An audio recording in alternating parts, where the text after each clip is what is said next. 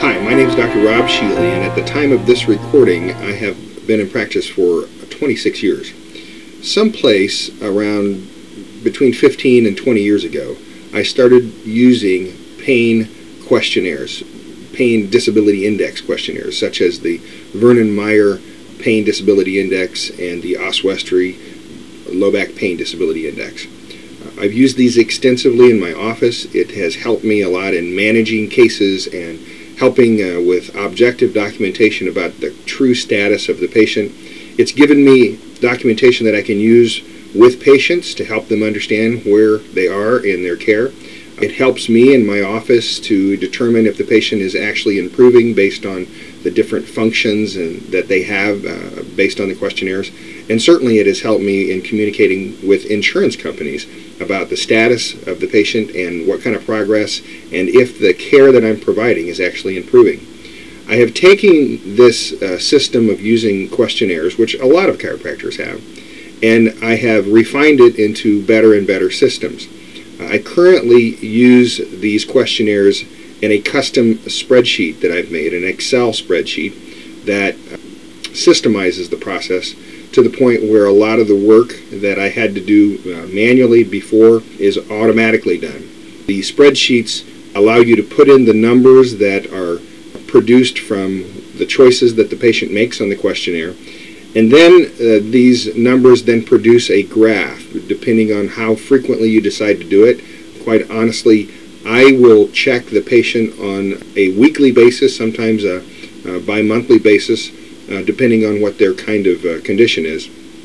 And this gives me great objective information to share with the patient, with my other chiropractor here working with me, Dr. Tegenkamp, and also with the insurance company, so that it gives us all objective information to help us to manage the case.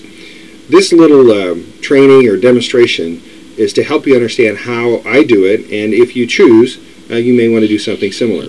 Also, I wanted to use it to kind of introduce to you how these spreadsheets work and how they really save money, save time. I'm very much a systems person. In fact, I teach that in seminars about how to systemize your practice, as a lot of management people do, because the true way to success is to find the right pathway and to continue to do what works, and stop doing something completely different every time a new patient comes in. Just work the system. So this is a subsystem of the way that I run my practice and deal with new patients, and systemizing the way that we do things so we get the successful outcome. I will show you a little bit of demonstration in a minute. The Neck Pain Disability Index, the Vernon-Meyer, it is the one that I use frequently. I know there are other pain indexes. This one, it does a great job for the cervical area. And I'm going to tell you that the Low Back Pain Disability Index, the Oswestry, does a great job for the lower back. There are certainly other questionnaires, but this particular demonstration is for the neck. The low back is very similar to this. So I will then show you in a moment how the neck Oswestry is scored, and then I'll get into the spreadsheet. This is the Neck Disability Index questionnaire, which is also very frequently referred to as the Vernon-Meyer Disability Index, Vernon H. Meyer Neck Disability Index. As you can see, the patient's name is up here, the date that the patient filled this out. This questionnaire has been designed to enable us to understand how your neck pain has affected your ability to manage everyday life. Please answer every section and mark in each section only one section which applies to you. We realize that you may consider that the two of the statements in any one section relate to you, but please just mark the one box that most closely describes your problem right now. This paragraph is an extremely important paragraph for the patient to understand, because it has everything to do with if the questionnaire is filled out correctly, thus giving you the information you need to manage the case. Very frequently the patient will try to mark 2 or put more weight on 1 and still mark 2. The best way is to say and explain to them, please read that, and you might have your staff reiterate that it is very important to mark the one that most closely describes the problem. The scoring for this is very simple. When you look at each section, and here on the A, under pain intensity, says I have no pain at the moment. Well, if a patient marks that, they get no score. They get no points for the particular one. If they mark the B, the patient gets 2 points. If they mark the C, the patient gets 4 points. If they mark the D, the patient gets 6 points. E, 8 points. F, 10 points. So very simply, that's how you do it for each section. Sleeping, they mark the first one, have no trouble sleeping. They don't get any points. It kind of makes sense. If they don't have any problems and they can do all these things, they get no disability index points. The other area that I want to point out to you, I kind of like this. This is other comments. You can write down anything the patient might say, or any clarifications, questions that they might have had as they were filling this out, or any comments they might have made in association with any of these particular things. If there was clarification of how much weight that they were talking about, or their particular job requires them to lift a certain amount, you might make some comments here. And then I like this here, the examiner, that's you. You're writing your name down here. That indicates that you helped in doing this exam. And this is an exam. This is an exam to help you assess through the patient's voluntary information, just like you would a consult. And quite honestly, there are times where you would charge for a consult. You might charge for part of an exam that you might do in talking with them. So this is an exam. It gives you information that you would not have otherwise. And the real beauty of this is the progressive exams that you do and comparing one to the other, so that you can see the trend that the patient has, which would result in evidence showing that the patient is improving or not improving or staying the same. The real beauty of this is, as you treat the patient, the goal obviously is for the scores to go down. As the scores go down, you can if the patient is plateauing or not. A lot of times we don't recognize this unless there's numbers or something, hard evidence that shows us just where the patient's at. If the patient plateaus in care, then either you have to try something different to help the patient, or you need to consider dismissing the patient from care if they're not improving. When I treat patients, I tell them we're going to get you as good as we can, and then we're going to dismiss you from active care. We may suggest that you have some sort of preventative or maintenance care if it's appropriate for your condition. We'll talk about it at that time. But we do not treat you forever. You get as good as you can, and we dismiss you. This pain disability index, the Vernon-Meyer for the neck and cervical problems, certainly help to determine if in fact the patient has reached a maximum medical improvement. So these are the different sections, and this works well with the spreadsheet that I created that helps to score this and kind of gives you a background on how this works. This is an example of how the Neck Pain Disability Index, or the Vernon-Meyer Disability Questionnaire, works. This is an Excel spreadsheet, and it's very simple to use. You don't really need to know a lot about an Excel spreadsheet other than having Excel. Actually, there are other programs that can run this particular spreadsheet. OpenOffice or StarOffice are a couple of them, and those actually are free. I can give you information about that a little bit later. But first I want to explain to you how this spreadsheet works. You'll see up here the patient name. You'll put in the patient name.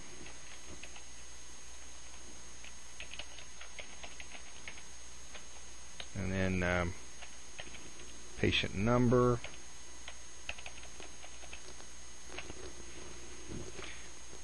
From your account number. And then you'll go over here, and down here where when the patient fills out the neck pain Vernon-Meyer Disability Index, there are 10 sections. The patient will check the question that is closest to the area. And in fact, there's 6 actually different areas. Or the first one is there's basically, for instance, pain intensity. There's no pain at all. Well, if they check the first box, they get no points. If they check the second box, they get 2 points. The third box, they get 4 points. The fourth box, they get 6 points, and so on.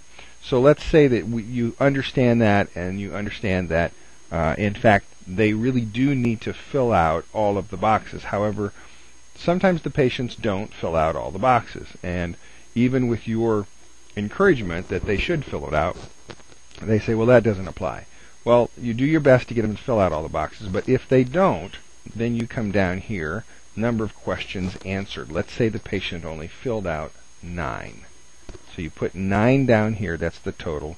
And then let's also put in here the date that they did the testing. And let's say the pain intensity was 8, personal care was 6, lifting was 4, reading was 4, concentration was 6, work was 4, concentration 4, and work was 6, driving, let's say they didn't drive at all. So they didn't fill that one out. So sleeping was 6, recreation was 4.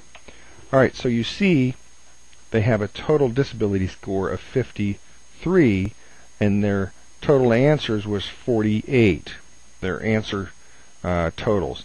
Now if we change this that they answered 10, now look what happens to the 53.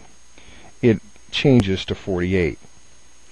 So this part is very important because it gives much greater accuracy. It's kind of apples to apples, because you may have one time where they answer 10 and then they only answer 7 the next time. Well, you've got to do some calculations to make sure that these two scores equal. If they only answered 7 one time and 10 the other time, then that's not really equal. That's why this calculation is very important, and so that's why we do it that way. You'd have to do it by hand if you didn't have this calculation. This makes it very easy. Now look what happens down below here when that happens. When you put the scores in from the spreadsheet automatically creates a graph. And so it's at 53. Let's just change this up here so you see what I mean. Change this to 8 and hit enter, and that changes to 56. Or let's change this to 2 and hit enter, and you see that automatically changes to 49. It's very cool, actually, because once you get used to this, you find that there's a lot of systems that work for you without you having to think about it. You don't have to create a graph. You don't have to do any calculations. You just put the numbers in, basically, and you do the system right, and it will create all of these things for you.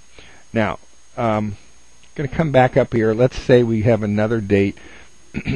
Let's say we do this again.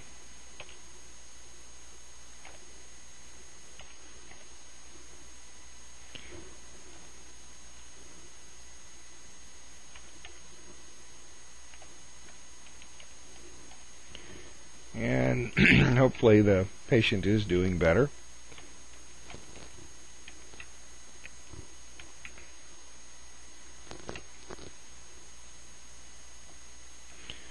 Patient's driving now.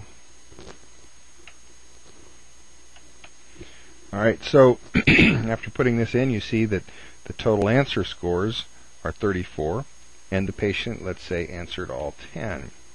So you have 34 as far as their disability index score, and you can see on the screen here it automatically put this in.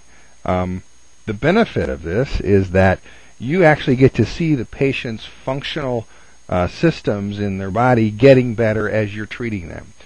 It gives you objective information that what you're doing is actually helping, and you can show this to the patient too quite quickly. Also, of course, you can send this to the insurance company. Now, when you go down here a little bit farther, I didn't show you this the first time because I wanted to show you the benefit of this, that it automatically creates, for this first date, it creates a one-page report that lists all of the 10 different areas, and it gives the fact that this is based on the fact that the patient answered 9 out of 10 questions. And then it gives a graph that shows very easily, that anybody can understand, these are the levels of functional activities, and it's broken down into the 10 things. And then underneath here you have some references for those functional disability questionnaires. Then you go down here to the next page, and you can see that automatically creates another one-page report. Quite honestly, you don't really need these reports unless you need them. There are times when insurance companies wish to have more documentation, and then you have it. You can get a lot of the information if you're following from the graph, which is up here, and I think that's the this one right here. This graph, you can see that you're making improvement. Now, as you get detailed into trying to help the patient more and more, you may want to look at the detail of the fact that this is the pain intensity. And so you may want to focus on bringing down the pain intensity. It may tell you that you need to do more work, maybe some topical pain relieving cream, maybe work with a local primary care doc with some medication, or that if this one is staying consistently high, maybe the other things are reducing to some extent, that the concentration is changing and maybe you're sleeping better, but the pain is still high. It tells you how to manage the case. Truly, this is for managing the case. It is objective information. It is not just to get paid. Although you do that because you're creating objective information to help you to manage the case. So you can see when I go down here, this one, this is the third test. It's not there yet because it's blank, because you don't have any data on the top. So you go back up here again, and let's add another one. And you see then the pain intensity, let's say that is getting better. And in fact, a lot of things are starting to get better. Sometimes things get worse, and you just have to deal with that. Alright, so now we've got 26, and let's say the patient did in fact answer 10, so that stays 26. Now look again, let's say they answered 8. You can see, because they answered only 8, that makes the relative percentage and changes with the formula to make that higher. Let's see what that looks like on the graph.